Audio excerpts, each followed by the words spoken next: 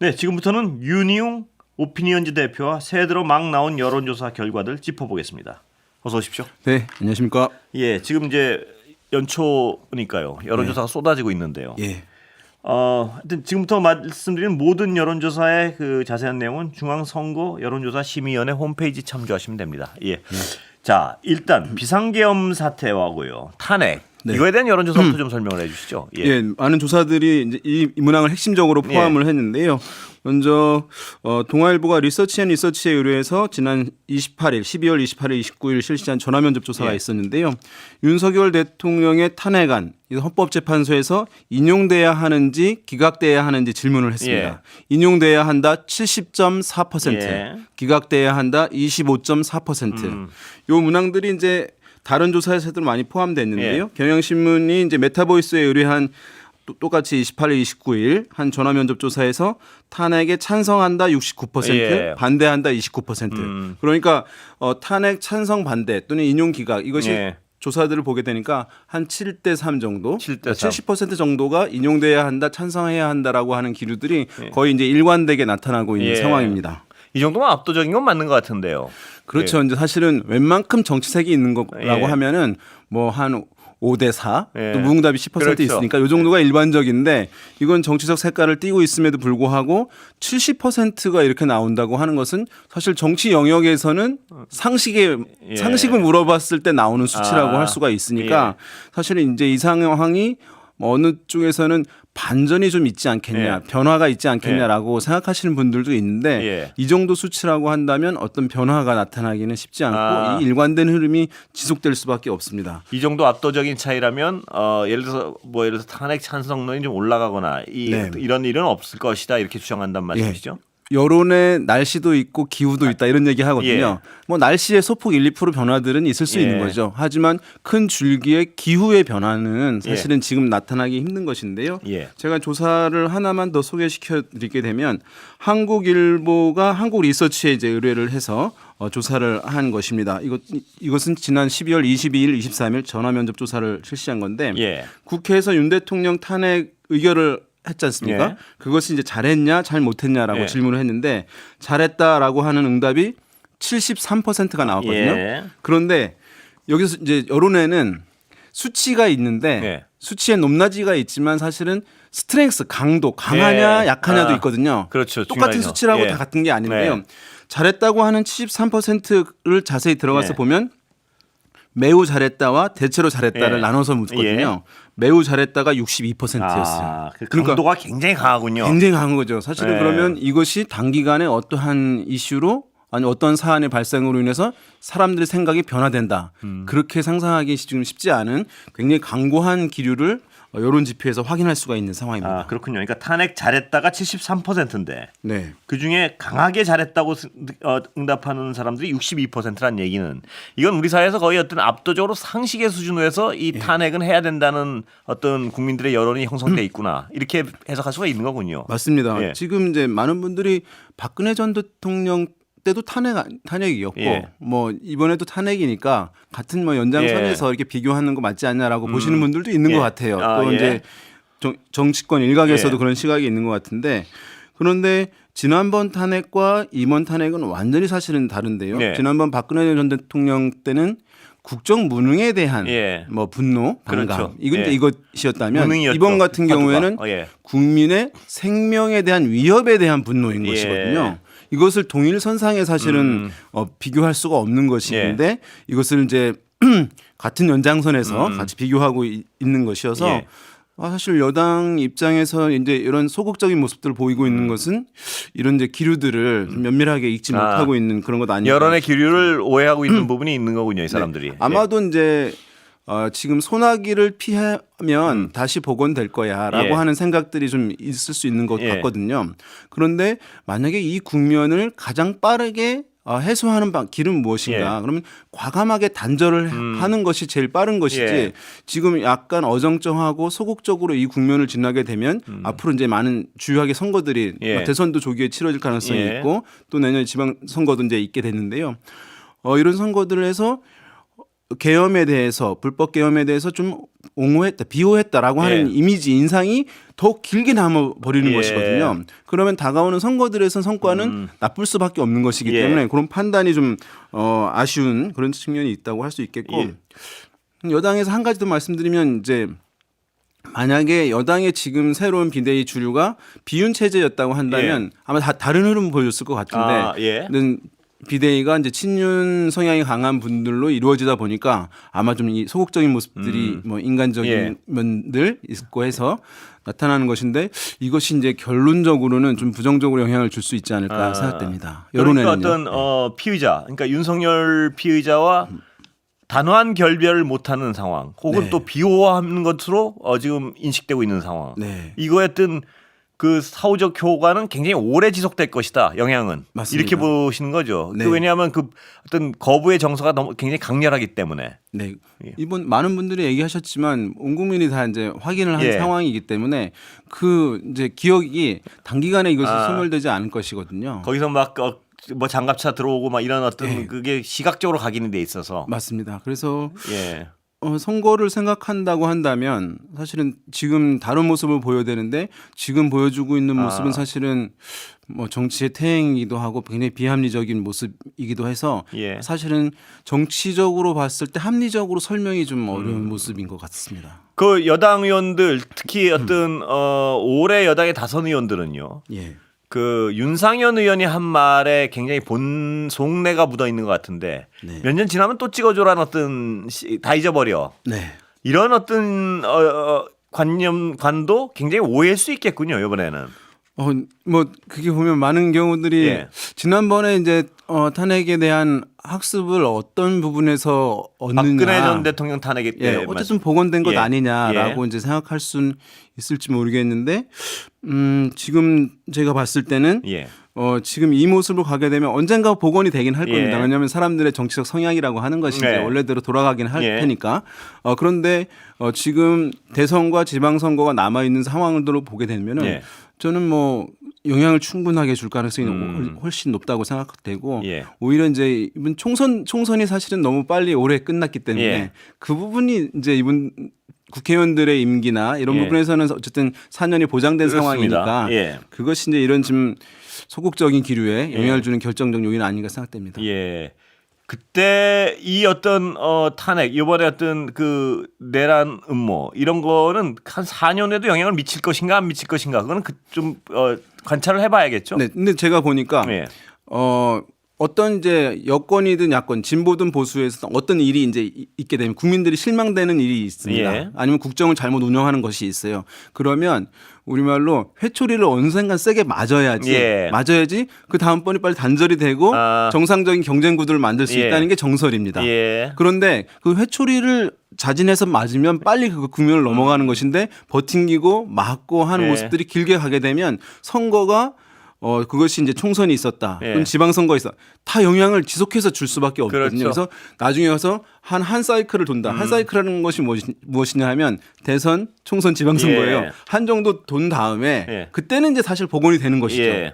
근데 그 전에 한 사이클은 그대로 돌 수가 있군요. 그렇습니다. 근데 한 사이클이라는 것이 너무나 한정당에는 중요한 기간들이거든요. 긴 시간이고요. 그런데 그거를 기다린다고 보는 것은 내가 봤을 때는 이제 국회의원들이 본인들만 좀 몸살리는 것 같아요. 왜냐하면 지방선거를 준비하는 여당 쪽에 있는 후보들 같은 경우는 굉장히 마음이 탈 것 같아요. 왜냐하면 이 흐름이 내년 지방선거까지 갈 수도 있는 것이니까요. 그러니까 이게 어떤 쉽게 지금 어떤 분명한 단절을 선언하고 이러면 좀 어떤 회복이 빠를 텐데 지금은 굉장히 비호하는 듯한 꼭 버티는 듯한 모양새가 지금 계속 쭉 이어지고 있지 않습니까? 맞습니다. 그렇다면 이거의 어떤 영향력은 계속될 가능성도 있다. 상당 기간 오래 갈 수밖에 없는 상황이고요. 아마도 이제 그것이 여당의 정당 지지율이 뭐 제법 유의미하게 나오고 많이 떨어지지 않아서 그렇다는 이제 시각들이 있습니다. 그 여당 의원들의 지금 행동 방식이요.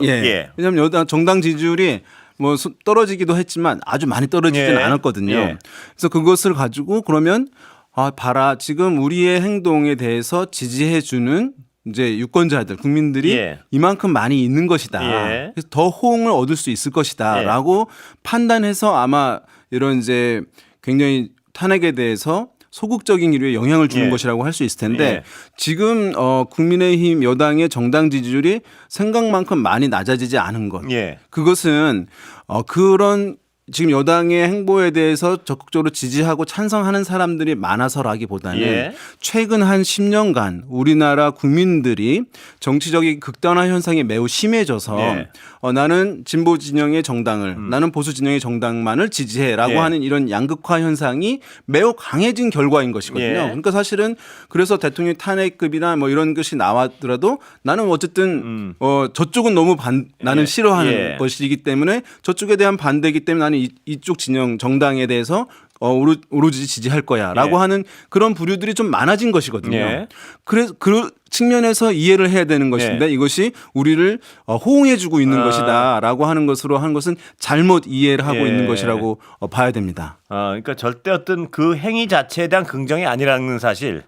그러니까 예. 상대 정당에 대한 예. 그 반감 불신이 매우 강해졌잖아요. 예. 이것을 이제 정치의 뭐 양극단화, 예. 극단 현상이라고 하는데 그러니까 보수 진영에 있는 분들 같은 경우에는 뭐 진보 진영 또는 민주당에 대해서 굉장히 반감이 강한 예. 거예요. 그것에 대한 반작용으로 여당은 그냥 지지하는 것입니다. 예. 또 물론 민주당에 지지하는 분들 중에서도 나는 국민의힘이 매우 싫기 때문에 예. 민주당은 뭐 잘하고 못하고를 떠나서 민주당을 지지할 거라고 하는 예. 분들이 분명히 있을 것이거든요. 예. 이 현상이 최근 한 10년 동안 매우 강화되어 온 거예요. 예. 그래서 이러한 국면에도 불구하고 여당의 지지율이 많이 떨어지지 않은 것이거든요. 예. 그러니까 그 차원에서 이해를 해야 되는데 좀 오독하고 있는 예. 것이다. 이렇게 좀 이해가 됩니다. 예. 그리고 어제 최상무 권한대행이 헌법재판관 3명 중에 2명만 임명한 거. 이거에 대한 여론은 어떻습니까?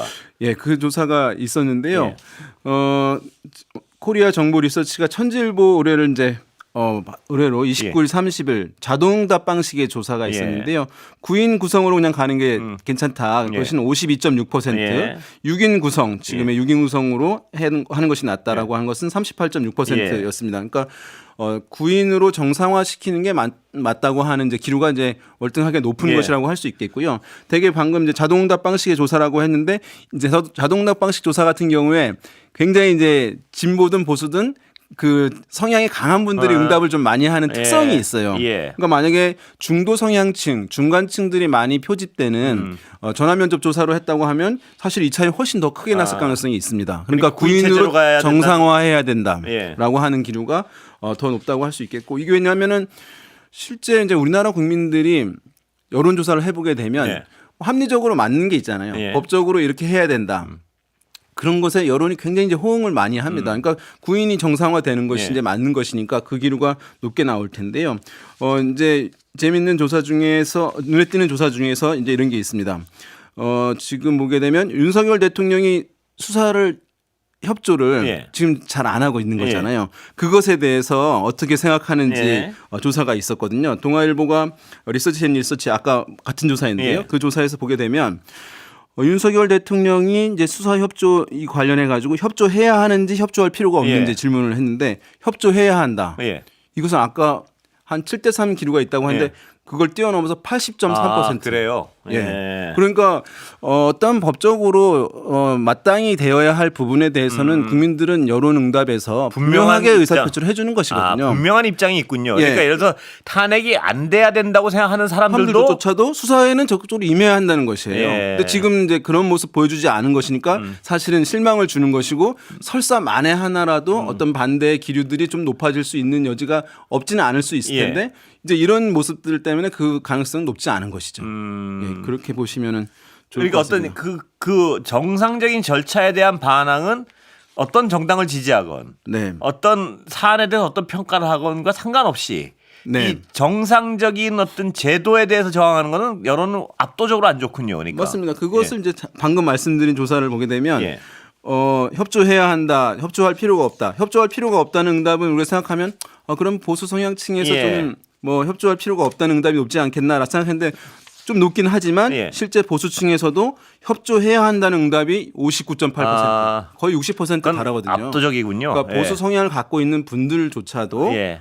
대통령이 수사에 적극적으로 협조해야 한다라고 하는 기류를 보이고 있고 예. 이런 기류는 우리가 보수 성향층이 강하다고 판단해 볼 수 있는 60대와 70대, 60대에서도 75.4%가 압도적이네요. 예. 하고요. 대구 경북에서도 78.6%니까 이제 이런 수사에 적극적으로 협조해야 한다, 마땅히 해야 할 일을 해야 한다라고 하는 것. 근데 거기는 이론이 없다고도 볼 수 있군요, 보시면 거의. 될 것 같습니다. 아주 극소수의 극렬 지지자들 빼놓고는 네. 어떤 정상적인 제도, 예를 들어서 탄핵이 안 되고 기각돼야 된다는 분들 중에서도 압도적으로 네. 제도에 대한 어떤 저항, 이런 거는 부정적 인식이 강하군요. 맞습니다. 이게 지금 대통령 입장에서는 뭐 전략적으로 본인을 우호적으로 생각하는 사람들 좀 확보하려고 또 확대하려고 하는 것으로 이제 전략적 판단이라고 생각을 스스로 할지 모르겠는데 지금 이러한 여론조사 결과들을 보게 되면 지금 수사에 적극적으로 협조하지 않는 것은 오히려 대통령에 대한 실망 또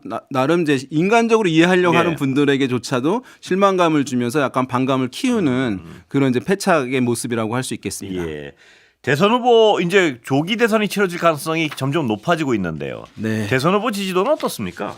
지금. 예, 조사들을 이제 많이 나오긴 했었는데요.